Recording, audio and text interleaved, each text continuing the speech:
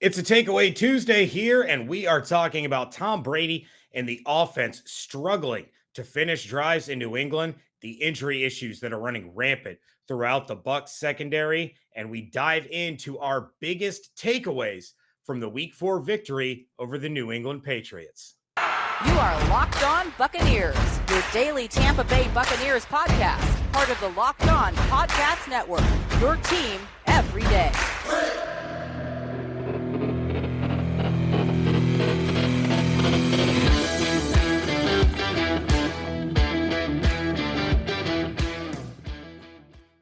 What's up, and welcome to the Locked On Bucs podcast, and thank you for making the Locked On Bucs podcast your first listen every day. Remember, Locked On Bucs is free and available on all platforms, including YouTube, thanks to places like Rock Auto. Amazing selection, reliably low prices, all the parts your car will ever need. Visit rockauto.com and tell them Locked On sent you. I'm James Yarko, joined as always by David Harrison. You can find everything that we're doing over at bucksnation.com. Make sure you follow along on Twitter at Locked On Bucs, at JYarko_Bucs, at DHarrison82, and at Bucs_Nation. Thanks again out there for making the Locked On Bucs podcast your first listen every day today. Like James said in the opening there, we're going to talk more about Tom Brady's return to New England, to Foxborough, to face the New England Patriots. Came out the win, but we can't say that it was an impressive win. Definitely not a win that if he could box them and put them on his shelf, that's not going to be one that he would put on the mantle, other than the fact that it was a big old dub. If the stats are on there, if the final score is on there, not one of Tom Brady's best performances. Of course, he's not alone out there. He's got 10 other teammates on the field at any given time. So the struggles don't lie just with the quarterback. We're going to dive in a little bit more on that because Bruce Arians on Monday, James was asked about that offense struggling specifically inside the red zone. And he mentioned that they face a lot of double coverages that they really weren't expecting. I mean, he even mentioned Greg McElroy, who I keep calling Greg McElroy. His name's actually Cody McElroy. I swear I'm not an Alabama fan, but I keep calling him Greg McElroy. Shout out to my buddy Mike Kiwak, who actually corrected me on that this weekend. That's funny. If he's watching this or listening to this, he's going to get a big kick out of that. But Cody McElroy, Buccaneers tight end, on the active roster this weekend, got on the field, and Bruce Arians said, like, they never really envisioned actually using him or putting him out there because of how deep they are at tight end. But situations are what they are. And not only was Cody McElroy on the field, James, he was double covered. He was double covered by the New England Patriots defense. Cody McElroy getting a huge compliment from an NFL defense out there. And I mean, that should kind of shows what the New England Patriots are doing. I think it's more a sign of just how little NFL defenses are starting to respect, or how much they're starting to lose respect to the Buccaneers running game. We know Ronald Jones. Bruce Arians still says he loves Rojo. You know what I mean? So take it for what it's worth. But Ronald Jones hasn't really been on the field that much. Leonard Fournette had a really good game. So if that is it, well, let me ask you first, James, do you think that's what we're seeing? That NFL defenses are basically starting to say, look, you're not going to beat us with the running game. We know that. We've seen it enough times with this team and this formation. You're not going to beat us with your running backs. We're going to make you beat us with Tom Brady. And as weird as that sounds, I mean, you put 9 guys in coverage, or 8 guys in coverage, and 2 or 3 guys rushing the passer. I mean, even Tom Brady, he can't just make space. He's not Moses. He can't just part the Patriots secondary and say, let there be touchdowns. What do you think is happening here? Not just this game too, but you look at the Rams game. Well, I think the Patriots game is a little bit of an isolated incident, right? I mean, the Rams game, that's a very talented defense, and it's amazing how talented they are and how unknown so many of their players are. Like you mentioned the Rams defense, and there's only 2 names that people come up with: Aaron Donald, Jalen Ramsey, right? So it's not that the Rams did anything spectacular, but I think what the Patriots did was they came out and they said, Brady's coming back. Brady is not going to beat us. Brady, as you said, he can't part defenders who are double covering every receiver that's out there. Their game plan was, we're going to give Tom these looks on defense that he thinks he knows. Then all of a sudden, we're going to turn on a dime and we're going to double cover everyone. I don't care if their name is Cody Greg McElroy. I don't care. Tom is not beating us. If they want to win this game, they have to do it with their running backs that have done absolutely nothing all year long. And luckily, playoff Lenny, Foxborough Lenny, whatever Lenny you want to call him, he showed up and he really helped out. Rojo's the one that got the touchdown. And the only reason I think that happened is because Fournette was gassed. He had run that entire drive. So I don't think this is something that other teams can kind of pluck out and utilize the way we saw the Cowboys offensive game plan kind of utilized against the Bucs defense with the quick, heavy passing attack to avoid the pass rush. How that also worked for the Falcons. It worked for the Rams, but it's something that Belichick wanted to make sure was done, and his crazy, weird kid, was able to implement that as the defensive game plan. So I don't think it's a problem moving forward. I think that was the Patriots' strategy, and they performed it beautifully. Yeah, I mean, they absolutely did, and give them all the credit in the world. And that's something. I mean, Yusuf even mentioned it in the voicemail in yesterday's episode.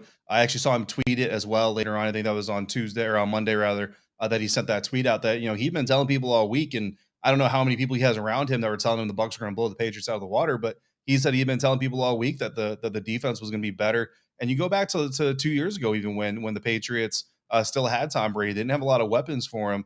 But they were still a playoff team mainly because of that defense, and they had a lot of COVID opt-outs last year, and that kind of affected things for them. So New England has been a very good defensive team really throughout Bill Belichick's tenure. I know Tom Brady has obviously been a huge impact there, but speaking of defenses and not the New England defense, right? Mike Debate is going to have plenty to say about the New England Patriots defense. So if you want to check him out over the Locked On Patriots podcast, good friend of ours, highly recommend it. But let's talk about the Buccaneers defense because that's what the logos there say is Locked On Bucs. Not good, James. Not good in the secondary. Antoine Winfield Jr. Injury. Carlton Davis III injury. Jamel Dean injury. Sean Murphy-Bunting injury. I mean, Jordan Whitehead started this season off the field because of an injury.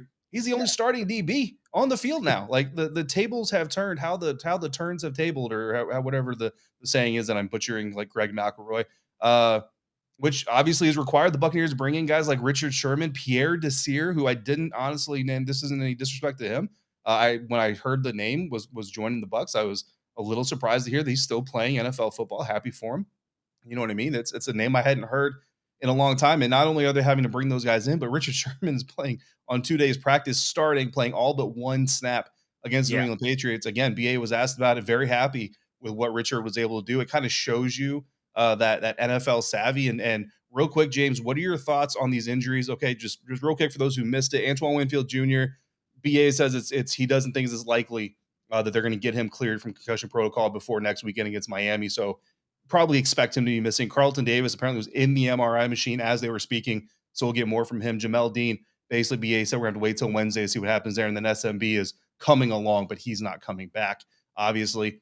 Which obviously makes Richard Sherman and Pierre Desir even all that more important, and Ross Cockrell, who got plenty of playing time as well. What do you think about the impacts of Richard Sherman, and how much better do you think he's going to get with a full week of practice and meetings? I think he is going to get better, and he's going to continue to get better the more he's there, obviously, because he's getting more practice time. He's getting more acclimated to the scheme. He's getting more comfortable back on an NFL field. This is a guy that missed the last 2 weeks with the 49ers in the 2020 season because of an injury. He hasn't played a game since like December 20th. So he had no team to join for OTAs. He had no team for minicamp. He had no team for training camp. Part of that, obviously, was his own doing with his off field legal issues. But this is a guy that had been out of football for 9 months. So it's going to take a little while to be acclimated and to get used to playing NFL football again. He tweeted out himself that it was not the best performance that he's ever had, but he's going to continue to get better. He's going to continue to work to improve. And the team is looking to him now as being the guy in the secondary. Now, I have faith that Jamel Dean is going to play. He practiced all week long last week. So it was a little bit surprising to see that he wasn't going to play. But again, in that game, in those conditions, it's probably better that Dean didn't play. Dealing with a knee injury, it could have been way, way, way worse. We saw Carlton Davis, who had been nursing an injury, and now he's dealing with another one. It's completely unrelated, but you don't want a guy with a knee injury being out there in a monsoon trying to play football. So I think he's going to come back. I think Richard Sherman is going to continue to get better. I would say probably I'll throw it out here now. Circle the Indianapolis Colts game. Circle that game. We're talking about Thanksgiving weekend next month. That is when I think full Richard Sherman is back. I think it's going to take him that long to get comfortable enough and in football shape enough that that will be the first game that we see vintage Sherman from beginning to end. We're going to see flashes, but that'll be the game. Yeah. And listen, I mean, the good news is there's a row, there's a bye week in there somewhere. There's a schedule of teams that this team can play on the defense that kind of allows them a little bit of room for error as Richard Sherman gets his football legs back under him, and some of these guys get healthy again, and then hopefully eventually Sean Murphy-Bunting comes back. But what is back, James, is football. We're down a quarter, right? I mean, I know it's not a clean quarter because of the extra game, but we're through 4 games. This is when the NFL season starts. Week 5. Typically, you kind of know what teams are. You kind of know what they're bringing to you now. You have film to study from this season. So that's where we really kind of start to know who teams are and who they aren't. And this is where you and I are going to start nailing our picks at Tally Site that we tweet every weekend. And we're also going to start nailing our parlays at betonline.ag because they are the number one spot for all pro and college football action this season. You and I talk all the time about our bets on betonline.ag. It's a lot of fun. Sure. This weekend was not very good to me. Thanks, Tennessee Titans. With a new updated site and interface, even more odds, props, and contests, BetOnline continues to be the number one source for everything football. Head over to the website today using your computer or mobile device. Sign up and get a 50% welcome bonus on your first deposit when you use the promo code Locked On. Again, use the promo code Locked On your first deposit, and you'll get that 50% welcome bonus. Use it on football, basketball, boxing, your favorite Vegas casino games, whatever you want. Take advantage of all the amazing offers for the 2021 NFL season. BetOnline is the fastest and easiest way to bet on all your favorite sports. Bet online, where the game starts. Segment 2 here at the Locked On Bucs podcast. Thank you again for making the Locked On Bucs podcast your first listen every day. We are still free. We are still available on all platforms. If you're watching, you obviously know we're on YouTube. If you're listening, hey, by the way, we're on YouTube. So go check us out. James, Takeaway Tuesday. We're about to get into our takeaways from this game. But first, I want to hear another takeaway from a Bucs fan. So let's hear from a member of Bucs Nation. Hello, this is Anthony from California. I'm calling in with a couple questions. Question number 1, how worried should we be about bad officiating? There was several calls, especially on the Patriots last drive, pass interference and false start that weren't called. Several calls during the Rams game, and then against the Falcons game, there was several calls before halftime. Even where the announcers were like, man, I don't know where they got that from, or I don't know why they didn't call that. And then number 2, the question is, how worried should we be about our secondary? Carlton Davis went down, Antoine Winfield went down.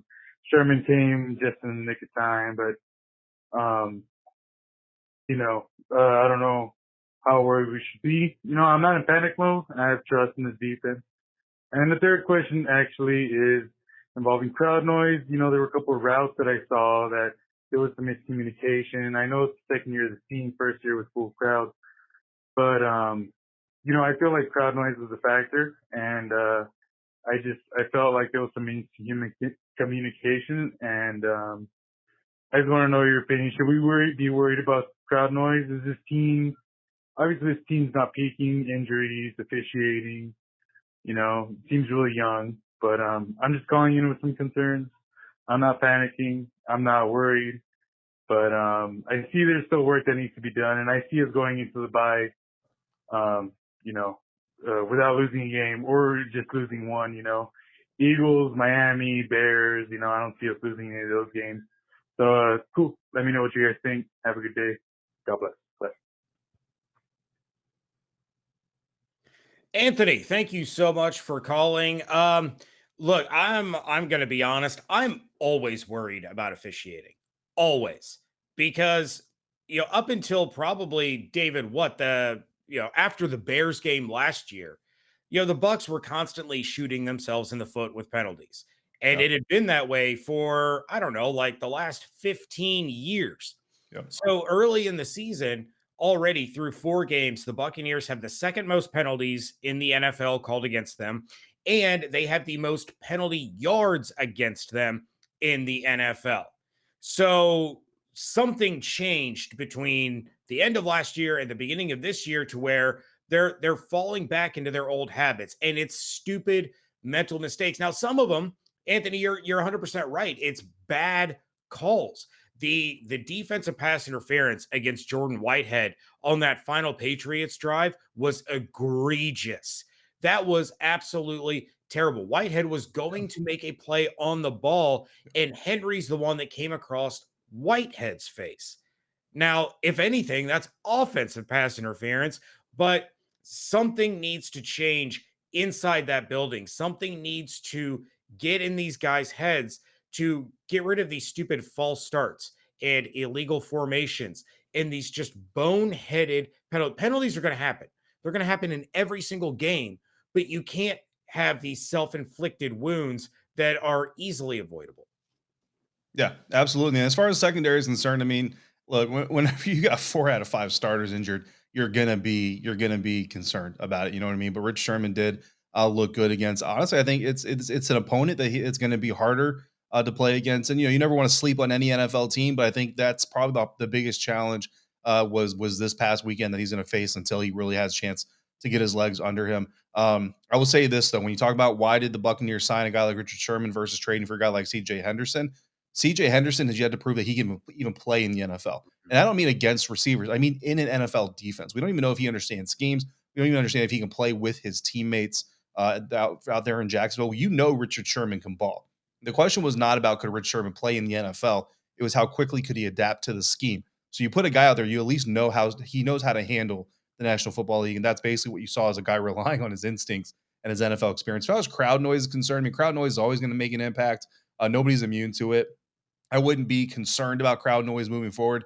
The more they face it, the more they practice against it, the more they get experience against it, the better off they'll be. I think they'll be just fine there. But James, let's get into our takeaway. So again, Anthony, appreciate your phone call, your takeaways, and your questions. My first takeaway, James, Vita Vea is continuing to be the best teammate among a bunch of great teammates. Listen, I tweeted out earlier on Monday, if the NFL ever creates an assist category for sacks, tackles, for some quarterback hits, Vita Vea is going to become the John Stockton of the National Football League. Listen to some of these observations. First sack of the game, Joe Tryon-Shoyinka. Vita Vea pushes the pocket, runs past Mac Jones, doesn't try to get the sack himself, runs his blocker through the pocket behind Mac Jones, clearing the way for that rookie to get his first NFL sack, forces a 3rd and 9 on the first drive of the game. The Pats end up punting. Later on, 3rd and 10, that interception by Antoine Winfield. Yeah, Vita Vea again eats the center, pushes him into the left guard, opening the hole that Devin White comes screaming through, slams into Mac Jones. Mac Jones throws it off his back foot. What happens when you throw off your back foot? The ball goes high, the ball gets flat. It's exactly what happened. Ross Cockrell and Nelson Aguilar both tip it into the air. Antoine Winfield Jr. comes down with the ball, assist to Vita Vea. Downfield throwback pass, remember that one? That helped force the 4th down play. Vita Vea impacts on that one. 3rd quarter, 2nd and 6. Vita Vea pushes his guy back into the face of Mac Jones, doesn't let the quarterback step up into the pocket. Will Golson gets a sack, does their little quarterback sack dance. Very next play, Vita Vea takes out the right tackle and the right guard. Literally, right guard. His butt crack is eating grass. Opens the door. Joe Tryon-Shoyinka crushes Mac Jones for his 2nd career sack. Pats go from 2nd and 6 to 4th and 21 on those 2 plays. Again, 2 alley-oop slam dunk assists from my boy Vita Vea. On the Patriots' 2nd touchdown drive, he was out of that drive, James, until the very last 2 plays. And then on the majority of that Patriots go-ahead drive in the mid-4th quarter, out until the very end of that drive. That is the impact Vita Vea makes. 0 stats. The thumbnail for this episode is going to highlight the fact that Vita Vea had 0 stats, but that's the impact John Stockton of the Tampa Bay Buccaneers defensive line makes for this team. You could even say the Wayne Gretzky. We all know that I'm a hockey Could guy. say the Wayne Gretzky, yes. I mean, the dude is the NHL's all-time leading scorer if you take away all his goals because of all those assists. And people wonder why we talk about how important Vita Vea is to this defense. And it's not always going to show up on the stat sheet. That's why you can't stat scout. It's about watching the game. So Vita Vea, best nose tackle in football, the best, hands down. And it's exactly how you laid it out. That is why he is the best. So, David, my first takeaway, and I'm going to be quick about this because it's something that I talked about last week with Evan Klosky on our Wednesday episode, and it really did come to fruition. I was kind of doing the benefit of the doubt thing that Tom Brady has been in every situation that you could possibly be in. He has faced every kind of adversity you could ever kind of face, but the emotions of his return to New England, could he compartmentalize those and approach it like a regular football game? You mentioned on yesterday's episode, he didn't go through his normal pregame warm-up routine out on the field because of the emotions, because of the situation. And I think it took him out of his game a little bit. We joke around about how Tom Brady's an alien. Tom Brady's a robot. He's not even really human. Well, Tom Brady showed that he absolutely is human, and the emotions and the moment actually kind of got the better of him as the offense struggled to put up points. So hopefully it's something that is now out of his system. But I think that the poor performance outside of just the weather was also an issue of he just was in his feelings for that game. All right. Well, this episode, of course, free and on all platforms, thanks to people like Rock Auto. With an ever increasing number of makes and models, it is impossible for your local chain auto parts store to stock all the parts that you need. Why endure often pointless and intimidating questioning and wait while the person behind the counter orders the parts on their computer, choosing the only brand that their warehouse happens to carry? You have computers with access to rockauto.com at home and in your pocket. Why choose to spend 30, 50, even 100% more for the same parts from a chain store or a car dealership? Don't do that. RockAuto.com is a family business serving auto parts customers online for 20 years, and their prices are reliably low for every single customer. They have everything you can need, from brake parts to tail lamps to motor oil, even new carpet. Go explore their easy to use website today and find the solution to your auto parts needs. Go to rockauto.com right now. See all the parts available for your car or truck. Just write Locked On in their How Did You Hear About Us box so they know we sent you. Amazing selection, reliably low prices, all the parts your car will ever need. rockauto.com.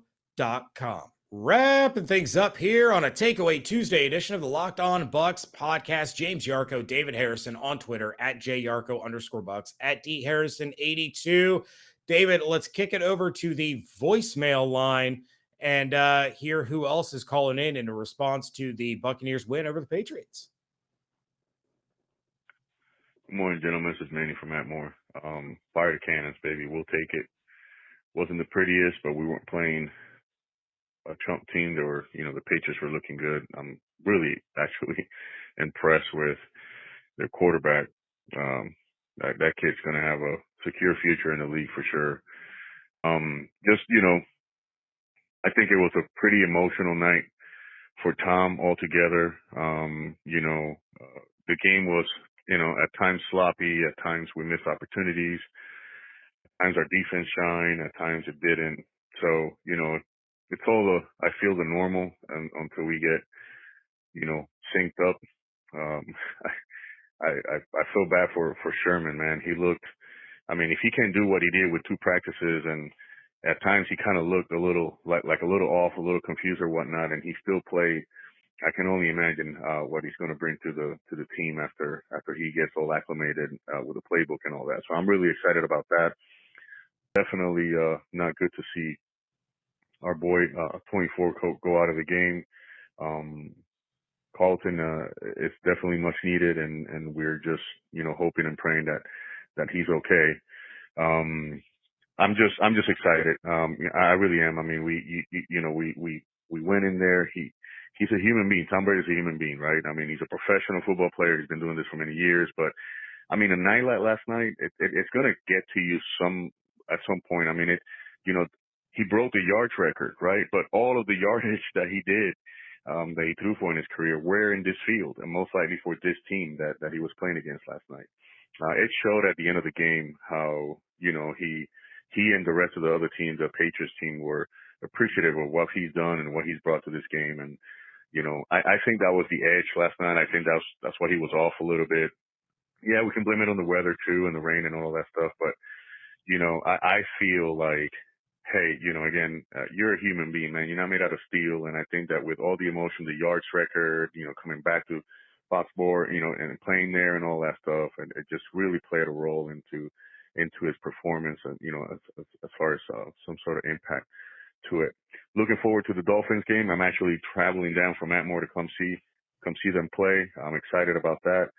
We'll take it. I just hope that our defense is while banged up can make some comebacks. And again, I'm looking forward to what Sherman is going to bring to the team after he gets acclimated. Fighter cannons, we won, baby. We'll take it. Let's go to the next one. God bless. Manny, thank you so much for the call. Always great to hear from you. And hey, Yeah, have man. an absolutely great time at the game.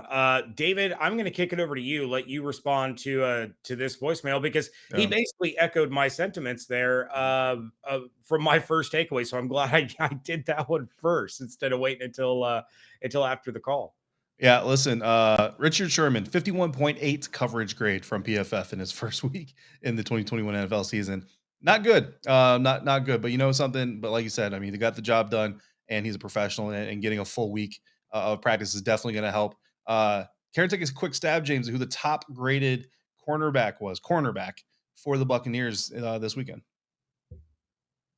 Pierre Desir. Ross Cockrell, my guy. So coming back a little bit, top 5 actually. He's in the top 5 with one game left to play here in a little bit after we're done recording. But yeah, I mean, great points, Manny. Obviously, we agree with you. And listen, I'm just happy that finally I get to respond to one of your voicemails instead of James and Evan taking all the Manny from Atmore love. But James, let's wrap up our Takeaway Tuesday here. You're up next. What's your final takeaway from the week that was against the New England Patriots? Yeah, again, I'm going to make this one quick because it is something that we did kind of touch on a little bit on yesterday's show, and it's something that I wrote up in my pick 6 over at bucksnation.com. Look, this injury bug has been devastating, and it goes beyond the secondary. We're also talking about Jason Pierre-Paul. We're talking about Rob Gronkowski. We're talking about Scotty Miller. We're talking about Giovanni Bernard. There are tons of injuries, and part of the reason this Bucs team won a Super Bowl last year is because they stayed healthy and they avoided COVID. We had, other than Vita Vea's injury, we pretty much had the same team on the field all year. Mm-hmm. So this injury bug, while devastating, could also be perfectly timed. And real quick, I'm going to run down the stretch that the Bucs have coming up over the course of the next few weeks. They play Miami. Have fun at that, Manny. You're going to enjoy. At Philadelphia, against the Bears, at the Saints, at the Washington football team, versus the Giants, at the Colts, at the Falcons, before they play Buffalo at home in December. So you could be hard-pressed to find a team that's going to be even at 500 on the upcoming schedule. So the Buccaneers now have the opportunity to get right and get healthy and get these guys back for the end of the season run when they take on the Bills, the Saints, the Panthers, the Jets, and the Panthers again before the playoffs start. So if you're going to have the injury bug hit, it's good to have it hit now, as long as those guys are able to come back, and we're not talking about ACL tears and things like that. Yeah. I mean, I like the angle on that, and you're 100% right. If they're healthy for that stretch, and especially against the Buffalo Bills, then you're probably looking pretty good at things. And yeah, I mean, honestly, like when Mike Evans was hurt, Chris Godwin was hurt, Scotty Miller was hurt, it's like, man, this team just can't get right with injuries in 2020. Well, 2021 was like, yeah, hold my beer. So, obviously things can get worse. And then, I mean, yeah, Rojo and Devin there at the end of the season. But I mean, if this team is only missing a guy, you know what I mean, then we're probably talking about an undefeated team right now, but they're missing multiple people up to this point. So that's a good takeaway and a good angle, a good way to look at that. My last takeaway from week 4, James, Tristan Wirfs, I'm saying in the trenches, only getting better in his second season. Some really amazing things. Look, one-armed blocks. Like, this guy is out there literally just putting out a paw and saying, no, Patriots defensive lineman, you will not do what you want to do to my quarterback. Thank you. Kicking out on screens. I saw him lead block off tackle on a run onto the perimeter. There was a stretch there, James, going back and watching. The Patriots stopped rushing Tristan Wirfs. Like, there was a stretch there where they just stopped putting a guy and setting. They just dropped a guy in coverage, or they try to go somewhere else. They basically just stopped. Matt Judon, look, he has some really explosive plays. He has some standout plays. None of them came against Tristan Wirfs. They were all on Donovan Smith, and we're not going to get into that. The Rojo touchdown. Listen, Ali Marpet cleared out a lane there, pulled, and I know a lot of people are like, oh man, when you see Ali Marpet pulling to block, that's a scary sight. And I agree. Go back and watch that play again. Tristan Wirfs, The ball gets snapped. He's looking for work. He's like, where's the guy to block? There's nobody. You know what? I'll go find work.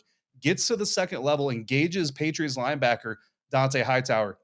As Ronald Jones is running towards the end zone, he's got a DB, I think it was, on his back trying to pull on him, not really having any success. There's a Patriots linebacker coming in from Rojo's left side looking to make a play. That was Dante Hightower. You know why he's not making a play? Because Tristan Wirfs was 5 yards upfield, making sure that Dante Hightower couldn't make a play. Tristan Wirfs was making sure he was engaged, had something to do, and was putting in work for his team. That's why Rojo was in the end zone. So, I mean, this guy, by the way, also a lead blocker on a Leonard Fournette, that big gainer on that screenplay there in the fourth quarter, helped set up a go-ahead field goal. Yeah, Tristan Wirfs was a lead blocker on there. I mean, look, I love a lot of guys on this team. Tristan Wirfs, second year, no sophomore slump here. This dude is a sophomore stud. Absolutely thoroughly impressed. I wanted to watch the trenches when I went back and watched it. We know a lot about the skill position players. I knew we were going to talk about Tom Brady just naturally, all that stuff and the injuries, but I wanted to get into the trenches a little bit because, you know, in real time when you're tweeting, you're getting ready to write articles, record, episodes, you don't really focus on the trenches as much. So I really wanted to get in there, and Vita Vea and Tristan Wirfs, I mean, no surprise, right? But came away, I mean, just blew me away with their performance in that game. Call your shot. Is Tristan Wirfs an all-pro this year? Yes, absolutely. I mean, if he stays healthy, right, that's the big question. Can he stay healthy? Can anybody stay healthy? But yeah, if he stays healthy, I mean, I don't see how you can. I mean, again, when you're talking about other teams scheming for you, right? Usually you're talking about skill position players. The New England Patriots literally came out and they're like, "Hey guys, listen, we're going to change the scheme up. Nobody rush on the right tackle. We're just not going to do it anymore. It's not even worth it." Like, it's almost like Steph Curry, like, "Hey guys, we're not going to double him because I mean he's just going to throw it over your heads anyway." I mean, that's literally what the New England Patriots did on Sunday night. Is they eventually, at a certain point, and it's not for the entire game, right? But there was a stretch there where they literally just stopped giving Tristan Wirfs work. And they're like, "You know what? Let's use our assets elsewhere where maybe we might have some success." It was amazing. All right. Well, on that note, we are going to get out of here. Thank you again to each and every one of you for making Locked On Bucs your first listen every day, free and on all platforms, including now YouTube. Make sure you check us out over there. Please subscribe to the channel, set your notifications, and you'll be notified as soon as we post anything, because it's more than just these episodes that we're going to have up on the YouTube channel. Come back tomorrow as Evan Klosky and I come together again for WTSP Wednesday. For your second listen today, we suggest that you check out the Peacock and Williamson NFL show. Brian Peacock and former NFL scout Matt Williamson give you the expert NFL analysis in less than 30 minutes. It is free and available on all platforms. Thank you to Anthony and Manny for sending in their voicemails. If you want to do the same, you can call in at 813-444-5841 or go ahead and shoot us an email over at lockedonbuckspodcast@gmail.com. Check out everything we're doing over at bucksnation.com. Follow along on Twitter at LockedOnBucks, at JYarko_Bucks, at DHarrison82, and at Bucks_Nation. Hope you all have an absolutely outstanding day. Stay safe, stay healthy, wash your hands, be good to each other. We thank you so much for joining us right here at Locked On Bucs.